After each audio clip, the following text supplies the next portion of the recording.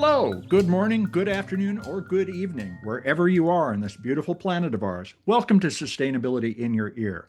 This is the podcast conversation about accelerating the transition to a sustainable carbon neutral society, and I'm your host, Mitch Ratcliffe. Thanks for joining the conversation today. We're going to be talking energy independence for the nation's indigenous communities, which could be a model for the distributed community-centered electrical grid of the future. The national conversation about the clean energy transition has a geography problem. It tends to center on the places where capital flows most easily: coastal cities, utility-scale solar farms in the Sun Belt, offshore wind corridors in the Northeast. But the communities bearing the highest energy burdens in the country, many of them rural and tribal, are treated as footnotes in a story that's mostly being written somewhere else. And that gap is getting harder to ignore. Electricity demand is accelerating, driven by AI infrastructure build-out, data centers, and an aging grid straining to modernize. And the pressure continues to land unevenly. Native American families pay disproportionately high utility rates for disproportionately unreliable service. And they're facing the next wave of demand pressure, while the federal policy environment that was supposed to support tribal energy development has become, let's just, shall we say, significantly less reliable. The clean energy transition, as currently structured, risks leaving behind the communities that most need it. And my guest today has been working on the other version of this story, one in which tribes don't wait for transitions to arrive, but build their electric infrastructure themselves, on their own terms, at their own pace. Cody is the co-founder and CEO of Indigenized Energy, an organization that works alongside tribal nations to advance energy sovereignty. He's a member of the Standing Rock Sioux tribe, and what makes indigenized energy structurally different from most organizations in this market is the thing it refuses to be: an outside group bringing solutions to Native communities. Instead, indigenized energy is of these communities, staffed by Native leaders and practitioners, accountable to tribal governance, and built to stay present long after a grant cycle or a solar installation is complete.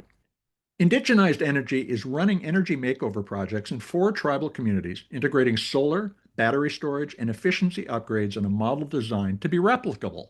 Alongside that work, food sovereignty projects in 2 communities are connecting clean energy directly to land regeneration, water conservation, and community food systems. Because Cody's position is that energy is never just about electricity.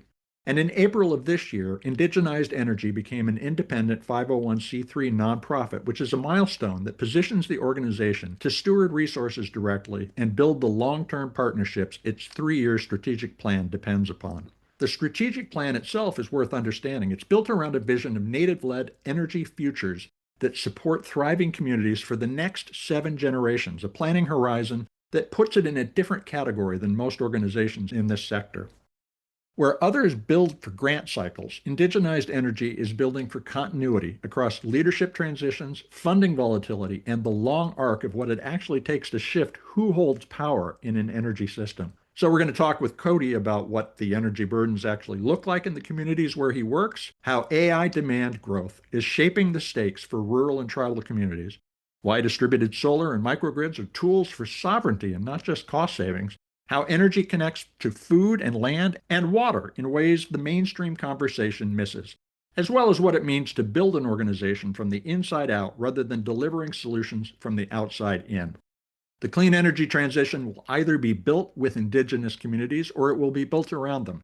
Let's explore Cody Tuber's clear view of the difference right after this quick commercial break.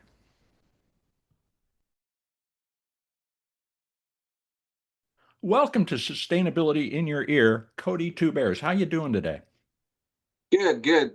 Could be better, I guess. We know there's a lot of energy crisis out there, a lot of things happening in the world, but we're doing the best we can with some of the circumstances of what we're going to talk about on this show. The circumstances are truly unusual, but Indigenized Energy's vision is for a Native-led energy future that supports generations of thriving communities for the next 7 generations. And that's a very different planning horizon than, say the typical 3 or 5-year corporate strategy or any federal funding cycle.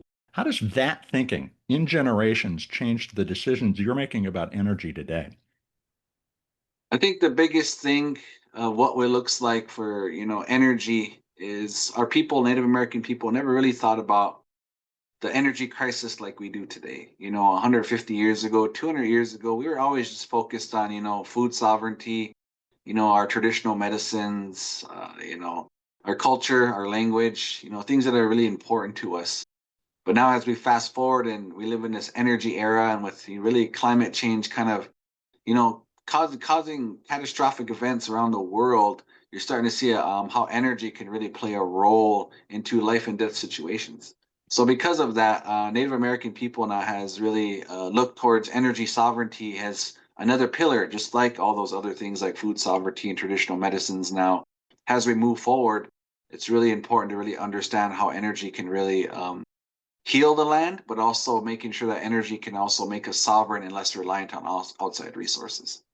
We're going to talk a lot about the idea of sovereignty over the course of the conversation, but let me ask you about what the day-to-day experience of energy dependence feels like. What's it actually look like in a family's daily life? I think, on being on the reservation, I grew up on the reservation my whole life. I grew up in one of the top 10 poorest counties in the country, Sioux County in North Dakota, on the Standing Rock Reservation. Standing Rock borders two states, North Dakota, South Dakota, and is the fifth largest landmass tribe in the country. So we have a lot of land out there, rich land. But most importantly, when I grew up, I always never understood why we always had frequent power outages, why some of our utility rates were some of the highest compared to other places around us in Mm-hmm. the region, especially. But I think the biggest thing I've learned is we always had to pay more for energy, which I would call less reliable energy. But yeah, we had to pay more, which was kind of ironic in itself. But most communities, we are what I always say at the end of the line, and Mm-hmm. it is something that, as infrastructure at the end of the lines are always aging and outages can be more frequent and even last longer towards the end of those utility lines, that really hits our families on reservations, pretty hard. It's the energy burden of us having to try to keep the lights on and keep our homes warm in the winter. And you can only imagine in the northern plains where I grew up, we experienced, I would say, sometimes 70 below 70 wind chill factor. And we have to keep our homes warm. And could you imagine not having energy during those times or having a power outage during those times? Then now we're even experiencing, 100+ degree weather, more frequent in the Yep. South. Could you imagine not having cool air energy in the South? So, those are the things that really have really struck hard to a lot of people now. In reservations where I come from, we've been experiencing those for a long time. Now we're just seeing the rest of the world starting to experience that and start to ask questions. But I think that makes our work in indigenized energy even more important now, and why our energy projects have really powerful impacts is because lowering energy costs puts like real money back into our families' pockets, especially places where I come from. But it also creates more resilient homes, which is really important, local jobs, and of course, everlasting economic value for our community, which is really, really important. So, the work that I do here at Indigenized Energy is that much more impactful because of all the reasons I just discussed. And you can walk out your front door and see the results. And that must be a really powerful experience, not just for you, but for everybody in the community. Absolutely, and I think the biggest thing is taking it right off the top of the meter, having those significant savings in real time, just right there at our disposal, right off the meter. Distributed energy projects for me in Indian country are really important. I know just having like a reliable grid is really important as well, of creating solar farms and different things like that. But you can't create a higher, more impact than actually distributed energy in native communities.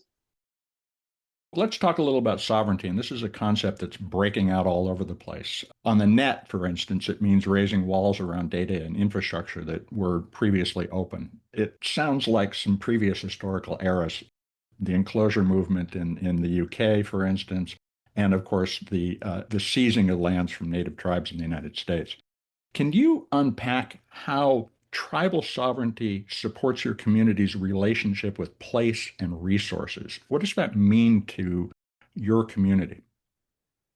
I think, just look at it in this aspect of it. For many generations, native tribes have contributed a lot to the greater good of the United States, this country that we live in today. We were the ones that had to give up a lot of our land, a lot of our resources to be able to allow this country to flourish. Well, now there's a lot of native lands are very, have shrunken now because of the taking of our lands and what has happened historically in the last couple hundred years. But I think the biggest thing that we're learning from that is whatever little lands we have left now, because before then they threw us on lands that were some of the most Yeah. ugliest, decent lands in the country. But now there's some of the most beautiful lands in the world, because we were able to preserve those lands that we're on. But because of that, there's not a lot of development happening on those lands. Mm-hmm. So what we look at that is, number one, our energy infrastructure is very outdated. Number two, energy, we're using more energy more and more every day. The Western world where we live in the United States, we use energy probably 10 times more than the other side of the world. And it's just continuously rapidly growing. Our energy needs are always growing. So we as native tribes, because we have a lot of land, we have a lot of resources, we want to be able to contribute to the energy grid in a way that we see fit, in a way of what energy sovereignty means to us. So not only do we want to take care of our own people and our own needs, so we don't have to always outsource our needs anymore, we want to always insource our needs. I think the creative thing that we're doing here can teach a lot of municipalities, can teach a lot of communities out there, states, on actually how to be sovereign themselves and not have to rely on the greater good. Because one example, when we all know the catastrophic events that happened in Texas a few years ago, where they got cold down there and their grid shut down, Yeah. and they had no power for like a week or a week and a half or something, and then we had to shut down up in the north for like 4 hours out of the day to send power down their way. So those are just some of those examples why I say is, energy resiliency is really important, because we have to start to protect our communities and where we live in our states and where we come from even more so. And that's what energy sovereignty and what indigenized energy is doing for tribes. Is we're starting to work with tribes to help them become their own tribal utility, help them generate their own energy in their own communities, and help dictate those rates. Because we know that with all the things that are going on in the world right now, and we'll get into a lot of the AI data center stuff here in a minute, but because of all the energy needs and what's happening in the world right now, those energy costs are continuously rising. Yeah. So it's really important to be able to generate our own energy moving forward. And that's what energy sovereignty means to Native Americans. But what I will say is energy is different for every tribe. There's Mm-hmm. 575 federally recognized tribes, and they might do it a little bit different compared to the next tribe, and that's okay. But the most important part is looking out for their future generations to come, and making sure that those energy costs stay within those communities. But most importantly, they're more resilient more than ever, as solar is becoming more cheaper every single year. It's becoming cheaper, it's more efficient. So tribes are really looking in a way in to figure out how can we become more energy sovereign as we move forward. As you say, distributed energy and microgrids can offer real energy independence, but there's a lot of upfront costs and technical complexity. What's the model for making these projects work financially for communities that have been systematically under-resourced? And that's a great question there, Mitch, because indigenized energy. I really thought hard about this. Mm-hmm. We all know that in the world today, we can put up an energy project in a community like mine and turn around and leave. But if you don't build the skill sets or capacity internally to make them understand what you're putting there, it's probably going to fail. It's probably going to crumble in the next 2 or 3 years, right? So what I do is we create projects at Indigenized Energy, but we also are really focused on creating programs. Mm-hmm. And within those programs, I'm gonna what I've learned, and Indigenized Energy has been doing this first for the last 7 years now, Mitch, which is pretty exciting. But so what we do is when we create a program, a distributed residential solar program for a tribe, usually we need some upfront capital upfront or philanthropic dollars to help kickstart a program. But knowing that these programs are going to be self-sufficient on their own. So what I mean by that, Mitch, if you had a home on the reservation and you wanted solar and you wanted to sign up for a program, you could sign up for that program. Every program that we create is different from each reservation that we worked with. One reservation would have a flat rate fee that you would pay to be a part of the program. One other one saves 50% across the board on what you generate in your home and what you save in your home in that month. 50% of that goes back into the program. The other 50 you get to save within your own pocket. Or another one is like a sliding scale, right? Where if you work, which is, very rare on reservations, not a whole lot of jobs, but if you do work, you might be able to pay up to 70% back into the program. You keep 30% because you have a job, while there's other elders that are on fixed incomes that may only pay 10 or 20% back. So it's like a sliding scale program. And what we're seeing with these programs and that's what we got awarded Solar for All, Solar for All, the $7 billion through the EPA, Mitch.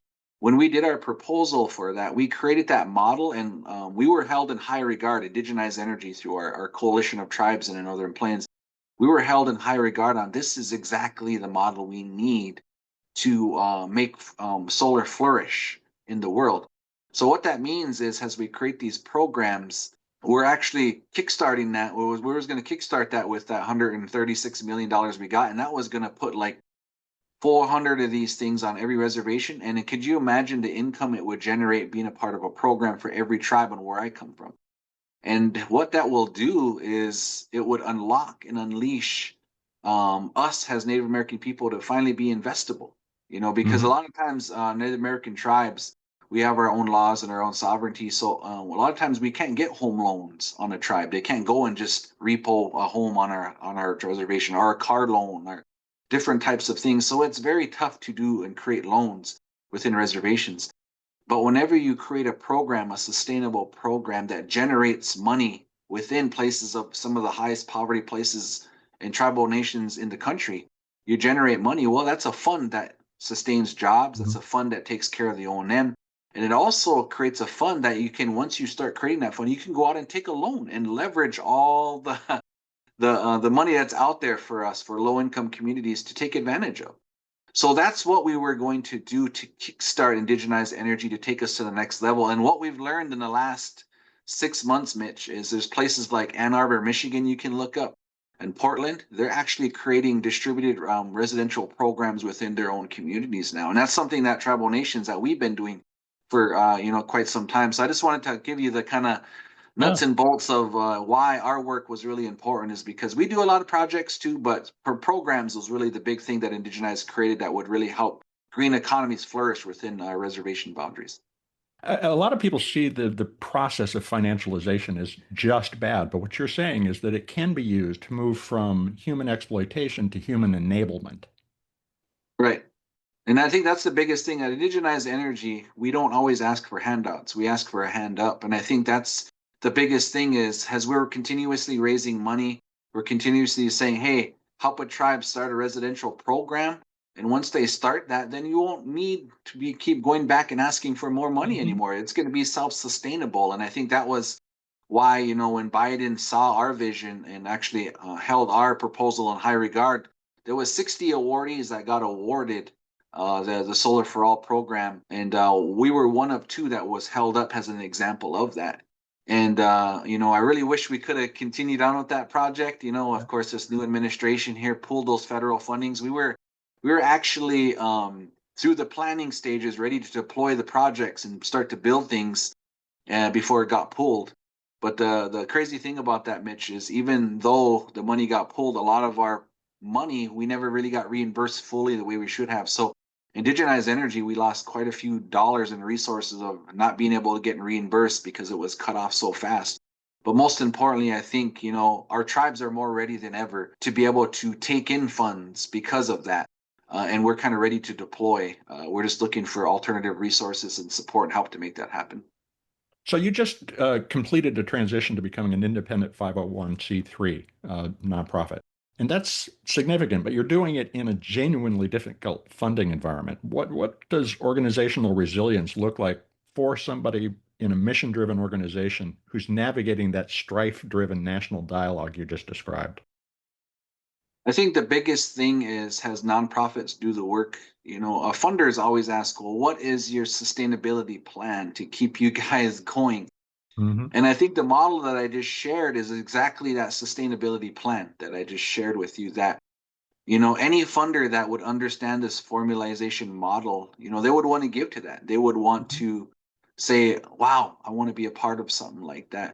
So the word is, for us, it's just getting the word out there. The model now is actually working. It makes sense. We just need to deploy in other tribal communities that we service and work with. But, as far as becoming our own 501c3, we can really now lock in and do this work even more at a higher level for our tribal communities. Because sometimes when you use federal funds, there's always like some red tape that you go through. There's Yeah. there's needs within tribal communities that won't be met because you can only do so much with federal dollars. Or if you're, fiscally sponsored, well, their policies that they create through, fiscal sponsors don't align with tribal values. So a lot of times we always hit roadblocks because of that. So becoming a native-led organization and our own 501c3 now has really propelled us to even cut all that red tape and to really help tribal nations the way they really need it. And I think that's the exciting part about, doing this energy work, being native led, but most importantly, being our own 501c3. You mentioned this before, but the national conversation these days about energy demand is increasingly being driven by AI expansion and data centers just generally. And most of that conversation focuses on grid capacity at the macro level. What gets lost or left out when frontline and rural communities aren't part of the conversation? What do we need to know about the interdependence we need to build? Yeah, look, there's no avoiding it. These AI data centers are going to be coming, they're going to be built. A lot of times it's going to affect communities around them.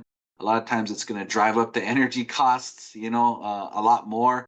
And it's going to utilize a lot of their natural resources around them, right? So, there's no way of avoiding it. But I think the concern is what that means for families that are already struggling with high energy costs is that it's going to be so difficult. Like just on a reservation, there's AI data centers going up around reservations, and we already pay high energy costs. We already have to take the burden of looking at what that would look like when power goes low. It's going to go to these data centers, and then I just told you we're always at the end of the line. Yeah. So we're going to get that less energy. It's going to go somewhere else because we're at the end of the line, which is going to cause more frequent power outages and those energy costs to rise. So that's why our work now even makes more sense. The work that we're doing now is needed much more than ever because of that fact. And we know that as tribal communities of the demands out there.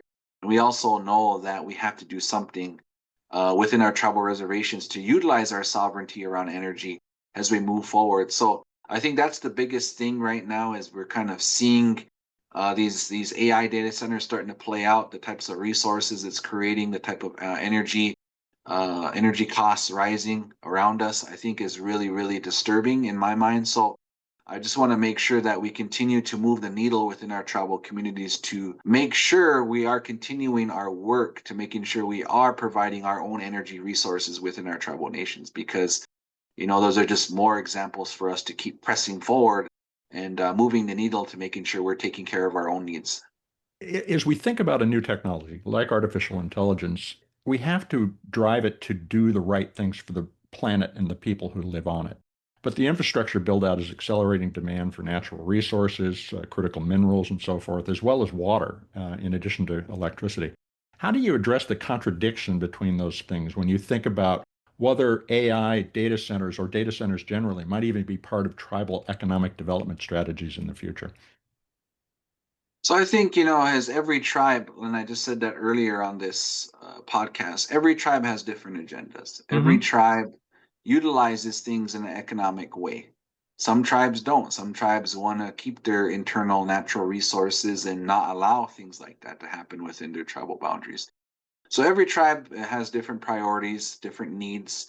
But what I will say though is, as we do this just transition away from fossil fuels. Like, I think fossil fuels are the determining factor of why we are the way we are today, right?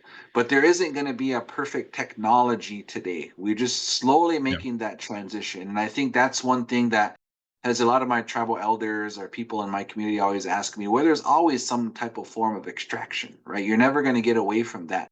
But what is less impactful?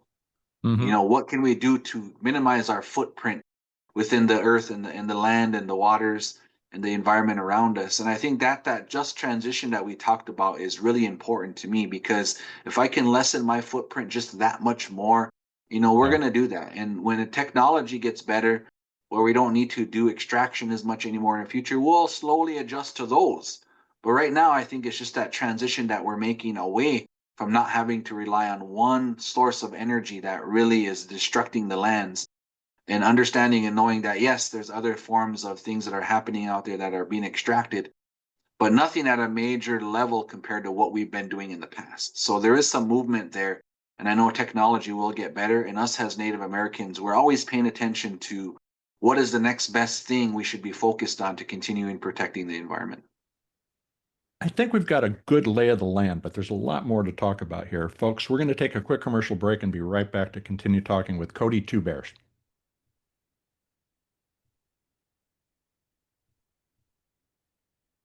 Welcome back to Sustainability in Your Ear. Let's return to my conversation with Cody Two Bears, who's co-founder and CEO of Indigenized Energy, which is a nonprofit developer of distributed electrical infrastructure that's working to connect Native communities across the continent. Cody, Indigenized Energy is advancing energy makeover projects in 4 tribal communities right now. You're integrating solar, battery storage, and various forms of efficiency. How do you think about designing resilience at the community scale? What do you describe to people when you work with them to develop an infrastructure that supports their way of life?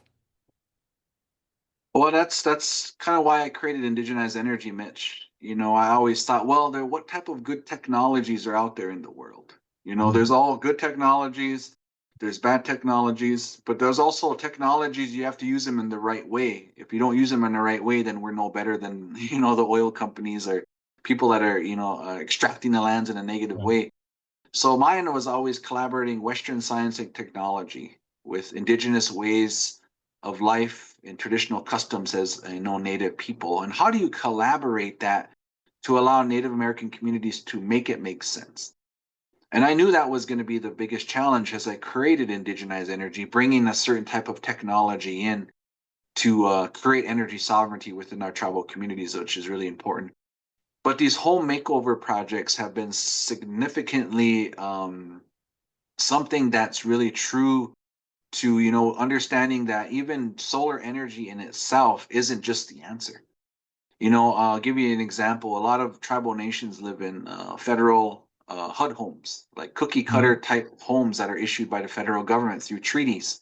Our treaty laws, where the federal government is supposed to build homes and provide federal funding homes within our communities, but it's very, very minimal. They're cookie cutter type homes like they talked about. The walls ain't very well insulated. And then, of course, grandma's got her old freezer that she's had that she loves for the last 20 to 30 years that just won't give up, but she loves it.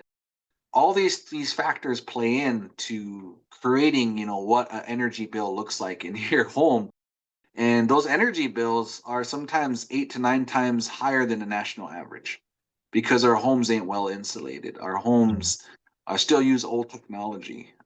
And home efficiency is really becoming a big thing for tribal communities as well. So we can save a lot of money just on top of the meter with solar, but could you imagine how much we would save by making even our homes more efficient? So these home makeover programs and distributed energy projects that we do really are game changers in our communities. As we learn from what tribal communities needs are, we're starting to learn that number one, tribal communities are very like destitute. They're in the middle of nowhere. A lot of our homes are just kind of put out there. There's not really anything out there.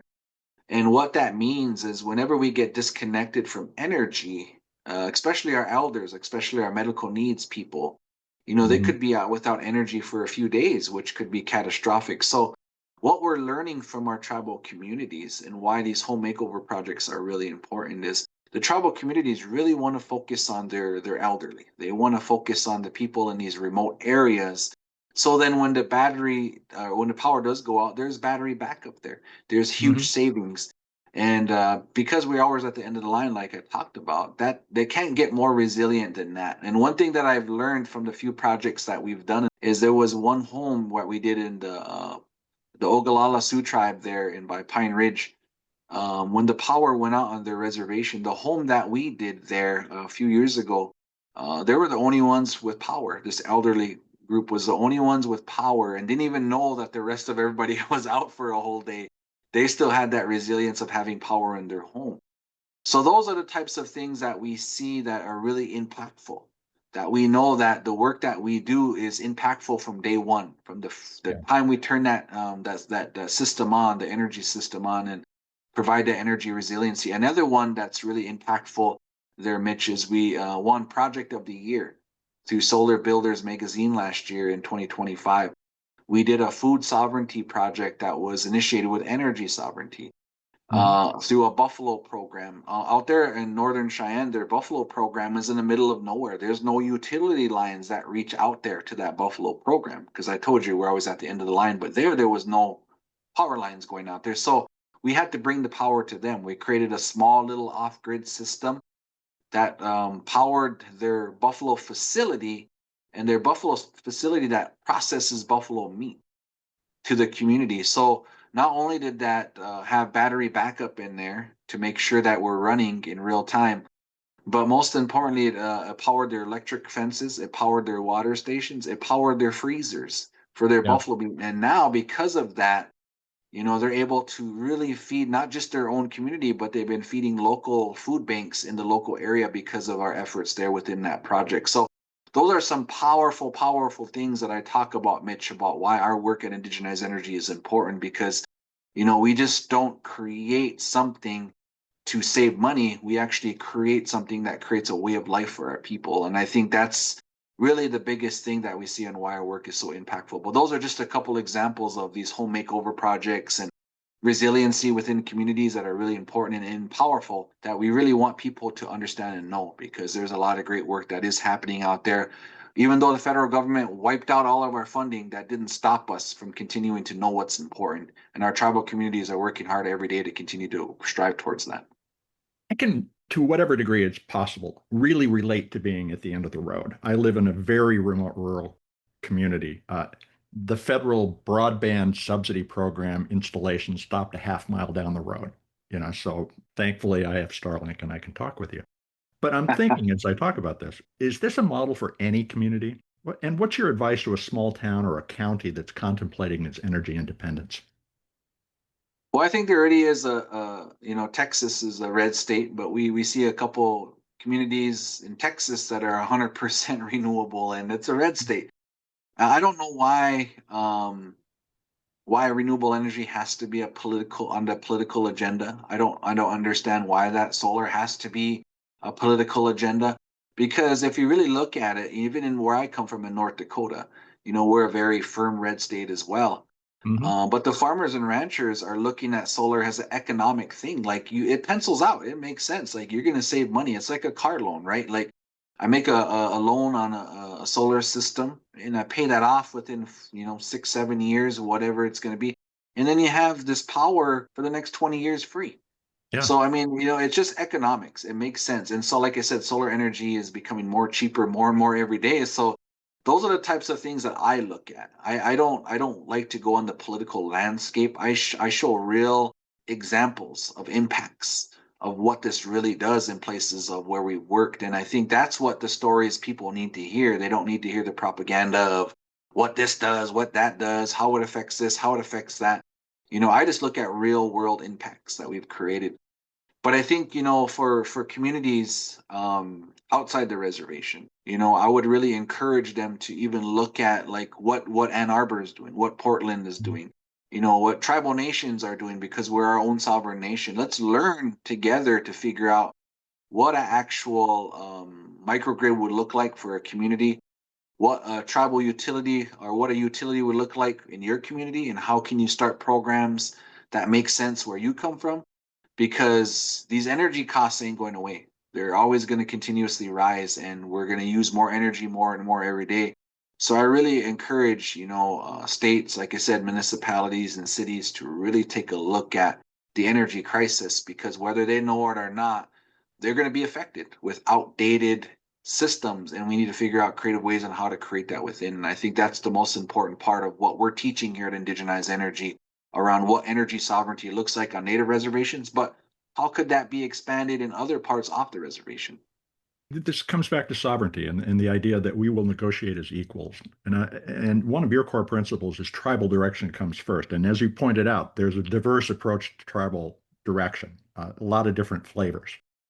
Many of the philanthropic and policy-driven funding opportunities that are available come with a lot of agenda.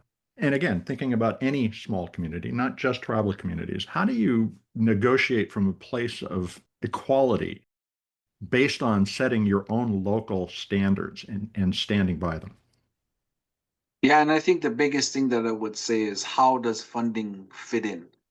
And this is a great question, Mitch, because this is something that I know as growing up as a Native American my whole life, our people always being the original environmentalists in the Western Hemisphere. And I always look at this as energy is not just energy savings, it's not just creating jobs.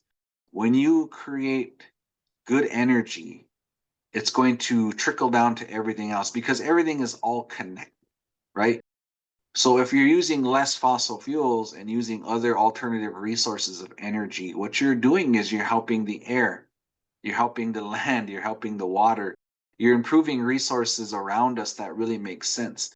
So then as you go after these federal dollars and these funds, I even use renewable energy as an economic value of economic development. So we can attack it in all kinds of avenues and ways to how energy can make sense tied to funding, even though it's not directly funded towards an energy project.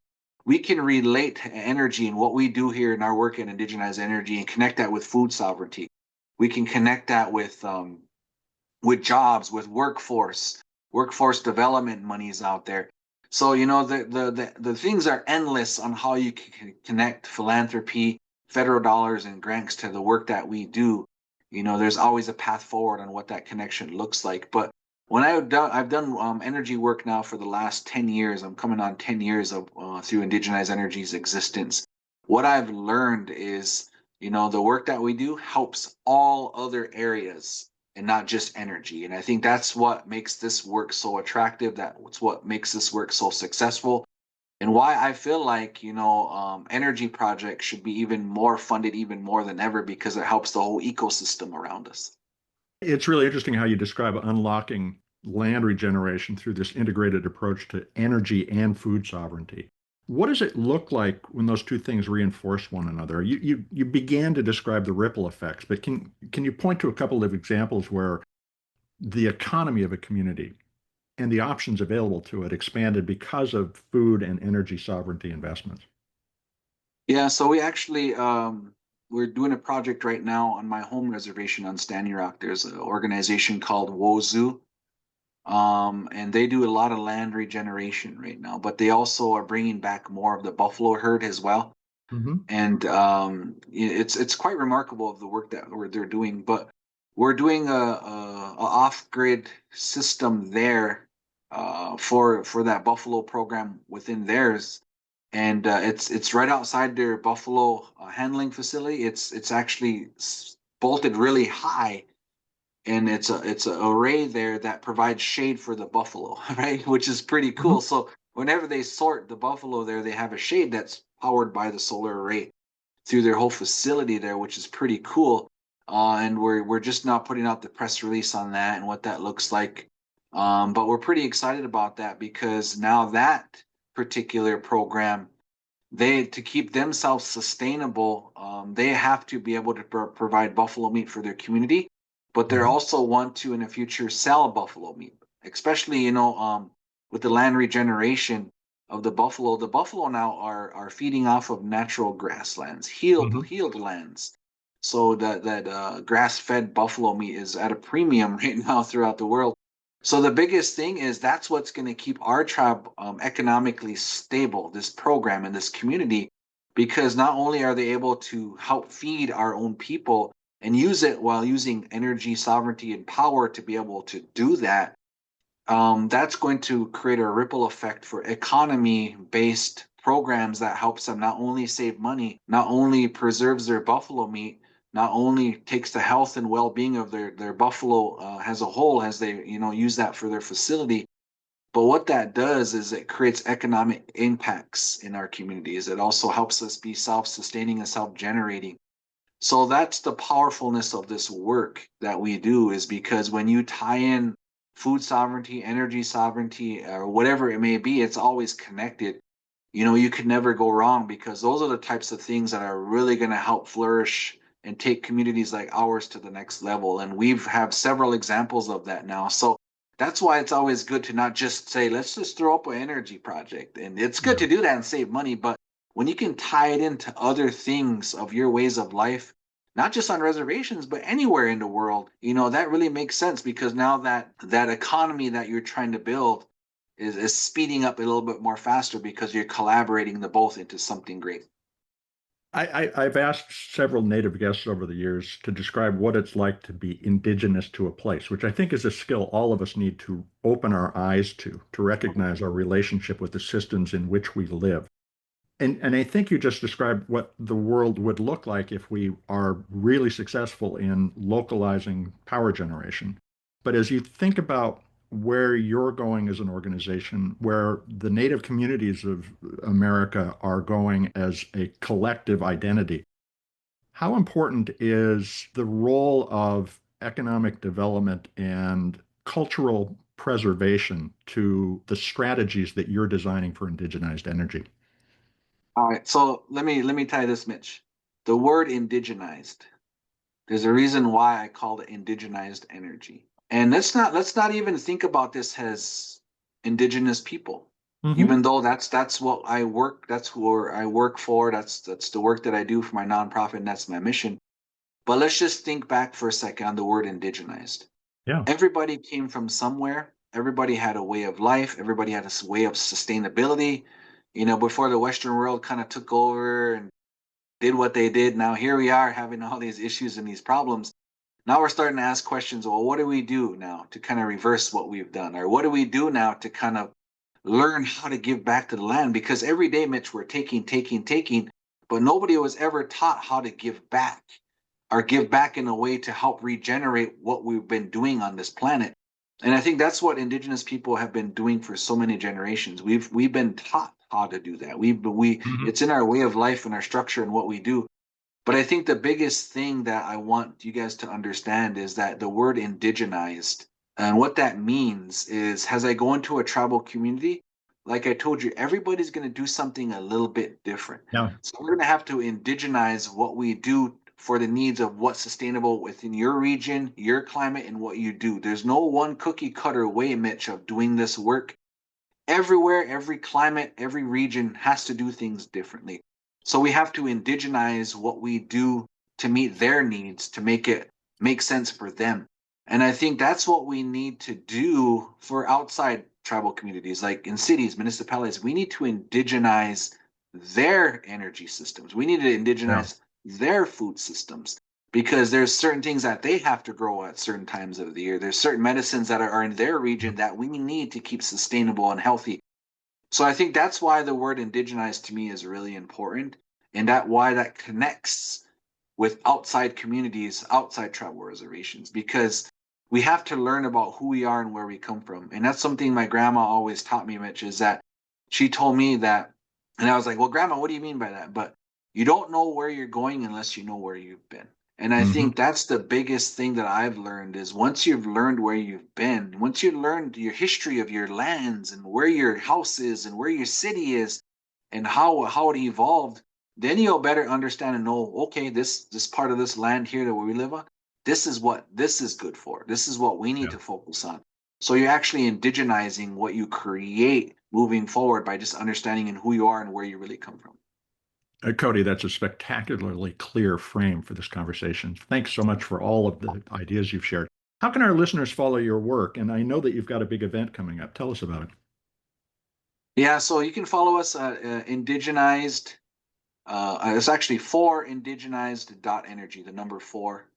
And you can find us there. You look at all our work, all our previous projects, all the awards and successes that we've had within our projects to date. And also, we'd like to invite everybody to come out to the People of the Sun event on Standing Rock. It's September 16th through the 18th on our reservation there on Standing Rock. And this is just isn't another conference or festival. It's an event centered on Indigenous leadership, innovation, culture, and community. We're bringing together tribal leaders, industry experts, artists, musicians, change makers, you name it, we're bringing them in and really having those honest conversations about what the future of energy looks like, what our food systems look like, and what sovereignty looks like in real time. And I think this year, especially, it's meaningful because it's the 10-year anniversary of No Dapple. If we remember on my homelands, there on Standing Rock, in the community of why indigenized energy was created, it was created because of the No Dapple protests that happened in my community, a pipeline that was put a half Yep. mile north of my community. That's why we do this work. It's a 10-year anniversary, so we want to celebrate the progress that we've made and the work that really we're focused on. So I think the biggest thing is that we're going to give out a lot of awards to a lot of champions out there in the energy sector. We're also going to make sure that we're entertaining people culturally, bringing a lot of great high-end musicians. So I encourage you guys to really look at peopleofthesun.live. Tickets now actually have become available on that website now, so go out there and get a ticket. But this is an event you're not going to want to miss. And because of what's happening in this country and the direction we're going, we want to be able to allow people to be excited about this work. And just because there's a lot of federal cuts and they moved all the tax incentives and the IRAs and all of that away from this work, that doesn't necessarily mean we're going to stop. We should be continuing to celebrate what is working out there. And by bringing people together, we can really accomplish that all together as tribal people and non-tribal people. So I encourage you guys to look into peopleofthesun.live and see what we're going on in September and invite you all out to Standing Rock. Well, Cody, the celebration of solutions is absolutely what we need to be focused on. Thanks so much for a really fascinating conversation. Thank you for your time, Mitch, and super excited about the work that you're doing and putting out the word on why this work is important. So thank you so much. Hey, welcome back to Sustainability in Your Ear. You've been listening to my conversation with Cody Two Bears, co-founder and CEO of Indigenized Energy, a native-led nonprofit that helps tribal nations build their own distributed solar, storage, and efficiency technology designed around what each community actually needs. You can learn more about Cody and his team's work at 4, that's the number 4, indigenized.energy. And there's no space or no dash between 4 and indigenized. That's 4indigenized.energy. And you can also find tickets for the People of the Sun gathering at Standing Rock on September 16th through 18th at the site as well. Let's start with the word indigenize. That's the concept Cody built his organization around. And when I asked him about being indigenous to a place, he shared a view that's much wider than tribal energy policy. What does this mean?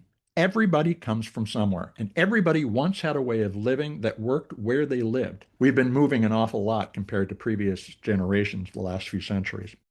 Every region has its own climate, its own growing season, its own medicines, its own history of how the land came to be what it is, and every place contains a community, human, animal, insect, fungal, and many more. Nature is a set of systems, and we are inside them. We're not standing over them, as Western thinking has insisted for centuries.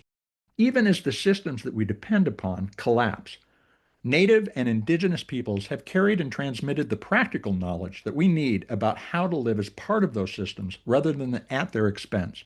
And that is the inheritance available to all of us, but we have to learn to be of and for our place, not just prepared to take from it, whether we're talking about mining the land, cultures, or personal data for profit. And there's no cookie cutter approach to designing a sustainable future that can succeed, which means the transferable asset in this case isn't a solar project design, but the practice of knowing where you are well enough to know what to build. Cody's grandmother's line lands harder than any policy paper that you're ever going to read. You don't know where you're going unless you know where you've been. And you can see that principle at work in the Northern Cheyenne Buffalo facility, an off-grid array that drew national attention to indigenized energy's work in the tribal energy sector. The installation runs the electric fences, the water stations, the freezers, and it helps feed the community and local food banks. Energy sovereignty and food sovereignty aren't parallel programs, they're the same program, and a larger system than either one alone. Grass-fed buffalo raised on regenerated grassland commands a premium price, which adds the benefit of healing the land to the buffalo meat operations bottom line. And that's what balance looks like when it's working. The energy decision, the food decision, the land decision, along with the economic decisions, are one decision because the systems were never separate to begin with. But we've consistently oversimplified the economic thinking that we do.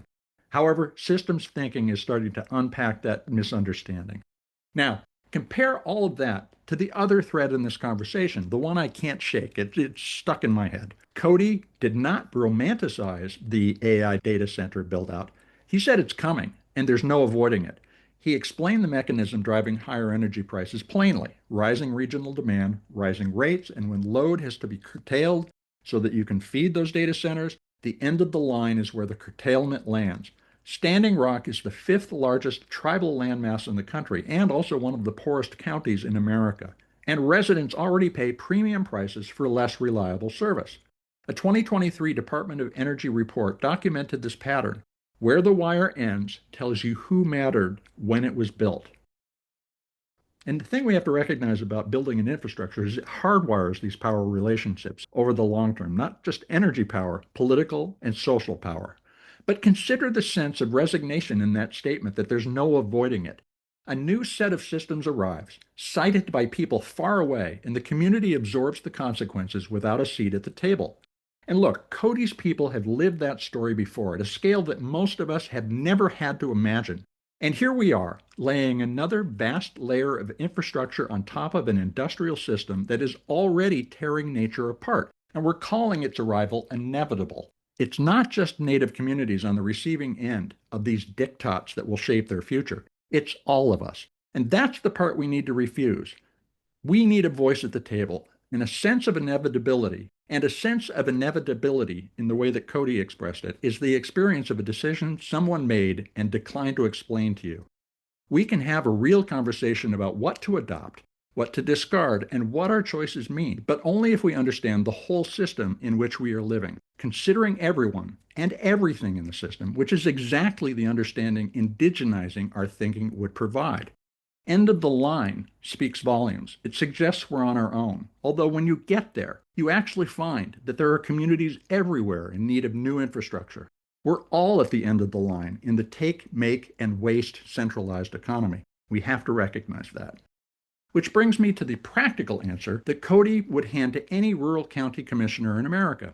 Indigenized energy doesn't just install systems, it builds programs with communities that fund themselves. When a household signs on to get solar installation, it returns a share of what it saves.